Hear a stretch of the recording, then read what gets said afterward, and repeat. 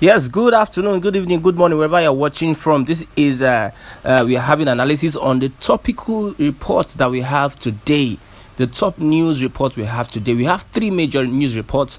There is something about Remi TINUBU, the wife of the president, Bola Ahmed Tinubu, taking over the government, and there's something about the INEC rejecting the documents presented by the Labour Party, and we are going to be talking about the current petrol crisis we have in the country today. Let's start with Remi TINUBU.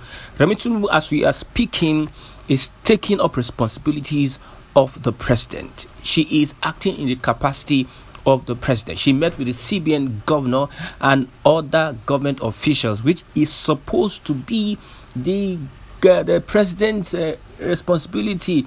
It seems that TINUBU would be leaving some of the other oversight functions for his wife instead of the vice president Shetima. TINUBU has shown that he lacks some kind of capacity at this point in time to run the country. Look at the blunder he made with the petrol subsidy. Many people believe that it will go. Yes, the timing was very, very important.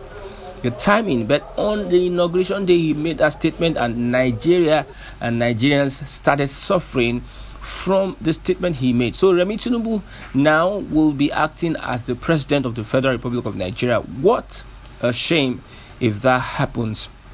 Yes, many people are saying that the president would get a cabinet in his cabinet, a family cabinet in his cabinet that will be running the affairs of Nigeria, unlike that of Buhari, which had Mamandaura and and other of his nephews, his families that were running the country at that point in time. TINUBU is still, people believe that TINUBU will still do the same. It's unfortunate that we have a president relinquish his responsibility to his wife, a president of the biggest black nation on earth, a president of a nation with over 200 to 300 million people. My brother, interesting times ahead. Let's look at the Labour Party and the case in court. INEC has shown itself to be an evil organization. INEC has shown itself to be a wicked organization. INEC has shown itself to be an incompetent organization. They cannot conduct free and fair elections ever. With the body language of INEC, it is very difficult to get justice, because for a long time they have refused to present evidences to the Labour Party and other interested parties, and now they are coming to the court rejecting the evidence being brought by Labour Party. How does that work? They don't want justice to prevail. The former president of the Federal Republic of Nigeria, Jonathan, said that INEC is the problem that we are having at this point in time under the chairmanship of Mahmoud Yakubu. The biggest problem you have in our election history is the INEC. INEC is the organizing body, electoral body that conduct elections. Imagine a body that conduct elections will become the problem of the electoral system. INEC have been dragging their foot, slowing the process, trying to frustrate the parties involved, not wanting to cooperate, giving excuses here and there that is not inconsequential. And one will believe that INEC is being bought. Yes, many people believe so. People have lost hope in INEC, and one will believe that nothing good can come from INEC. So the Labour Party, I think they are going to have a big issue with getting to cooperate, or getting INEC to attest to the evidences brought before them in court. Currently, we have a setback. There's a setback with the Labour Party. They are told to go and refile and reconstitute and reorganize the evidences. Then they can bring it at a later point in time. So that is for the INEC Labour Party. And also PDP is still having a good case in court. They have the evidences, and one will believe that if all things go the right way, Labour Party will be getting justice from the court and they will reclaim their mandate. But if it goes otherwise, it is welcome to Nigeria. And then over to the petrol pump price issue. INEC updated their petrol after telling us that the subsidy is in phase.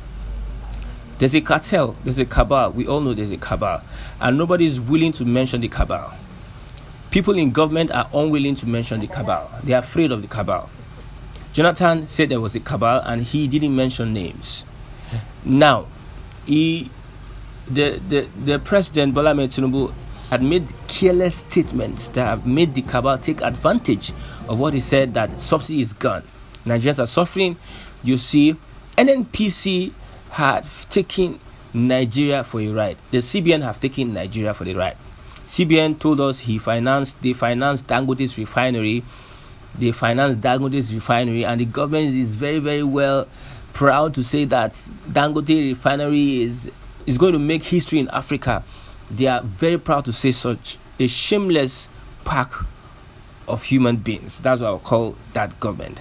And moving on, we are looking at the fact that Nigerians through NLC will be making a statement. Nigerians through NLC will be fighting for the right. What is rightfully theirs. Nigerians through NLC will make the government come down on its knees. Yes, NLC, there was a deadlock meeting with the federal government, and the federal government made it look like they were having progress. But Ajero, a man that was loved by many, has come out to speak and say that they are not going to condone such from the federal government, that they need to go back to status quo. There are conditions to removing subsidy. They give them outright conditions. But what I want to point out at this point in time is that there is something happening that we don't know. There's something they are hiding that we don't know.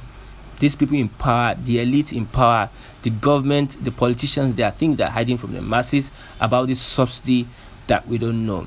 They have shown that criminality is part of their stock in trade. No one wants to believe any government again. Whatever promise you bring, nobody wants to believe that promise, because they have failed and still failed Nigerians with impunity. Well, in a few days, we'll see how Nigerians will react to the current wickedness from the government. I am Christian, and I would like you, for more analysis, you can subscribe to this channel, News Post TV, so as to get notifications when we go live. We do interviews, we get people come to talk, we go on the streets, so as to get notifications of our program. Subscribe to this channel, comment and like. Thanks for watching. Bye for now.